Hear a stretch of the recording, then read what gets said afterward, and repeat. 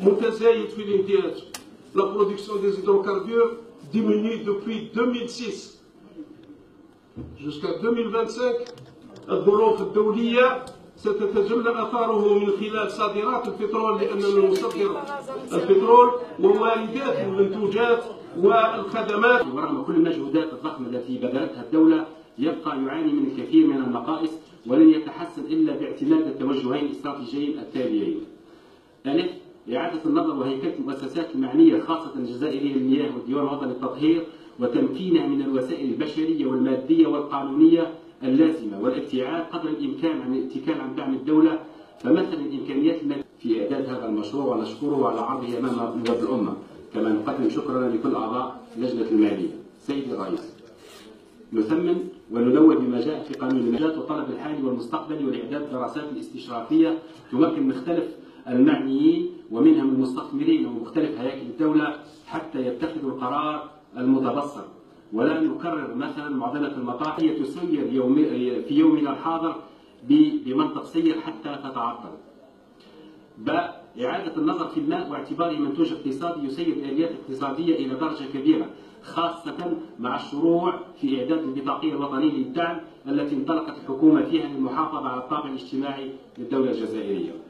ثالثا، زيادة طاقة الإنتاج بمحطة التحلية المبرمجة الموجهة للولايات الشرقية من 300,000 إلى 500,000 متر مكعب يومي لأسباب اقتصادية وتقنية بحتة مضمونة المردودية الكبيرة لخير المنطقة والوطن. إن لم يكن ذلك ممكن اليوم لأسباب مالية خالصة، فلتأخذ الدراسة الجارية حاليا بالحسبان رفع طاقتها مستقبلا. سيدي الرئيس، سوف تبقى كل مجهودات التنمية في المناطق الحدودية ناقصة وغير تامة من غير الإرادة الحقيقية والمبادرات العملية الميدانية لربط بدول الجوار في إطار التكتلات خاصة منها الاقتصادية. أملنا بعد الله كبير في حكمة وحنكة وقيادة فخامة رئيس الجمهورية لأن تخطو خطوات جدية في هذا الاتجاه لنعطي المناطق الحدودية تنافسيتها وجاذبيتها المنشودة مثل نظيراتها في الوسط. لقد أثبتت الحلول الظرفية والمحدودة المتبعة إلى حد الآن قصارها وفشلها مثل مناطق التبادل الحر والمناطق الصناعية، فالمناطق الحدودية مرة أخرى. وأضيف صوتي إلى زميلي من قبل بخلق صندوق لتنمية المناطق الغابية والجبلية وخلق هيئة تعني بتنمية كريم من طرف زملائكم النواب لتولي رئاسة المجلس الشعبي الوطني، وهي في الحقيقة اعترافا ضمنيا بكفاءتكم وقدراتكم في التسيير ووفائكم وإخلاصكم لفخامة الله أذكر منها على وجه الخصوص الاهتمام بتهيئة الولاية المنتدبة ولاد جلال، وذلك بتعبيد الطرقات وإنجاز الإنارة العمومية وتهيئة المساحات الخضراء لتكون مؤهلة لتصبح ولاية في أي تحصيل إداري مستقبلي. رفع التجميد على بعض المشاريع منها مشروع ازدواج الطريق رقم 87 وكذلك الطريق الوطني رقم 87 والطريق الوطني رقم 3. هي بوابة الشرق على الحدود الشرقية التونسية، ورغم المجهودات السلطات المحلية إلا أن الإمكانيات المادية الممنوحة من طرف الدولة للولاية لا تغطي العجز المتراكم. زرع ارتياح كبير لدى سكان هذه الولاية، لكن اختصار هذا البرنامج التنموي على البلديات الواقعة على الشريط الحدودي فقط مع جارتوس يعني مع خط التماس خلق عدم التوازن التنمية في بلدية تبسة. فكيف بلدية تبعد عن الشريط الحدودي مسافة 10 كيلومتر لا تصنف بلدية حدودية؟ ومثال على ذلك بلدية المنابيض، علما أن الشعاع الجمركي يشمل تقريب جميع بلديات تبسة. سيدي مع العلم بلدية في ولاية تبسة تبعد عن الشريط الحدودي مع الجارة تونس 85 كيلومتر. لهذا نطالب من سيادة وزير الداخلية والجماعات المحلية إعادة تصنيف بلديات الحدودية وتصنيف جميع بلدية تبسة 28 بلدية حدودية كي تستفيد من هذا البرنامج. في الختام سيد الرئيس، أطلب من السادة والسادة الوزراء بزيارات ميدانية لولاية تبسة، لأن في حاجة لهذه الزيارات، وفي انتظار رد إيجابي تقبلوا مني فريق الاحترام والتقدير. لاحظنا صيانة الأملاك الوطنية للدولة بالخارج بالعملة الصعبة، كذلك منح امتيازات وتخفيضات على الأتوات التجارية لفائدة المستثمرين.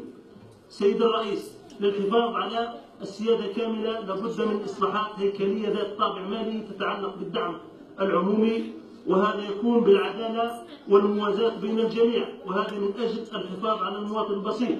إن التنمية وما تواجهه من عراقيل لزاما علينا الاستغلال الناجح والأمثل للقدرات الاقتصادية الضخمة وتشجيع الشراكة بين العام والخاص، وهذا بالتطور الاقتصاد المعرفي والرقمي، كذلك الدعم في مجال الصناعة والفلاحة، وهذا لتطوير الثروة والإنتاج وإعطاء فرص عمل، ومن شأنه أن يقلل من التبعية للمحروقات. سيد الرئيس، بصفتي نائب عن ولاية الواد أرفع جملة من الانشغالات في بلاد البترول والغاز الطبيعي، وبعيدا عن بؤرة الإنتاج حساني عبد الكريم، بلدية الطريفاوي، بلدية الدبيلة، بلدية المقرن، بلدية سيدي عون، بلدية بنقشة، بلدية الطرب العربي، بلدية دوار الماء. رغم مئات الوعود لكن لا حياة لمن تنادي. ما السبب ومن المتسبب في تأخر هذا المشروع؟ أيضا في قطاع الصحة والتربية وما توليه الدولة من أهمية كبرى لتنمية المناطق الحدودية، لكن ما زال نقصا كبير وما تعانيه هذه البلديات الثلاثة الحدودية في قطاع التربية. لذا نطلب إنشاء متوسطة ببلدية دوار الماء، وهذا ما تعانيه المتوسطة القديمة من اكتظاظ كبير جدا حوالي 55 تلميذ في القسم. كذلك طلب فتح مركز امتحان من الحدود.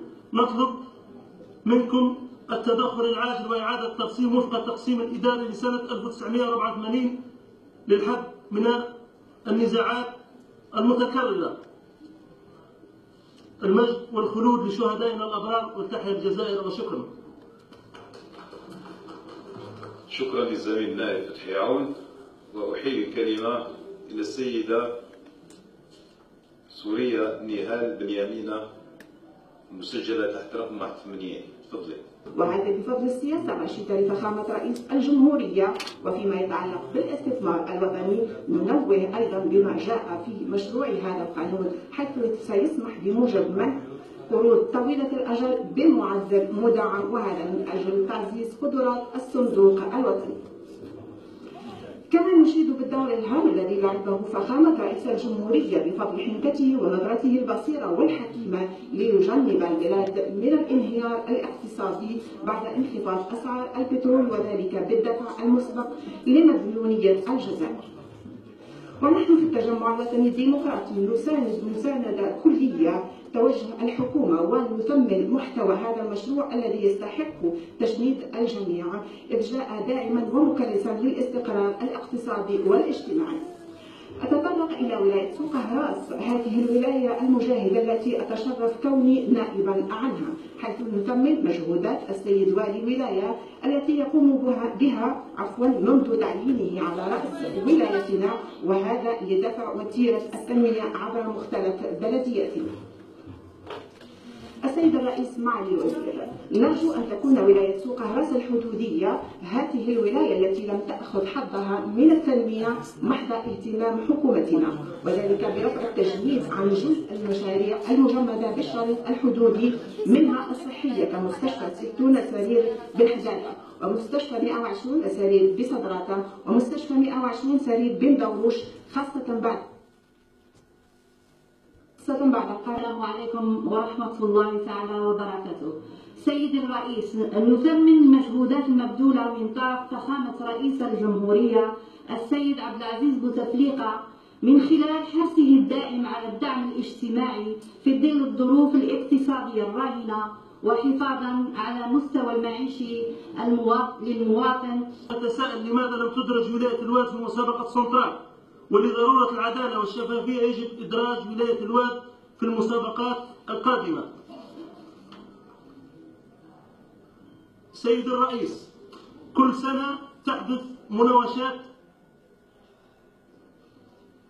سيد الرئيس، كل سنة تحدث مناوشات تستعمل فيها كل أساليب. ويعتبر سد واد ملاة مصدر أساسي ومهم في تزويد بلدية الشمال، ونزه العوينات المريش عين الزرقاء بوخضر الكويت بالماء الشروب. ولذا نطالب من معالي وزير المواد المائية بإنجاز محطة لضخ ومعالجة المياه السد واد ملاك للقضاء على هذه الأزمة الحادة بهذه المنطقة. سيدي الرئيس، السادة الوزراء،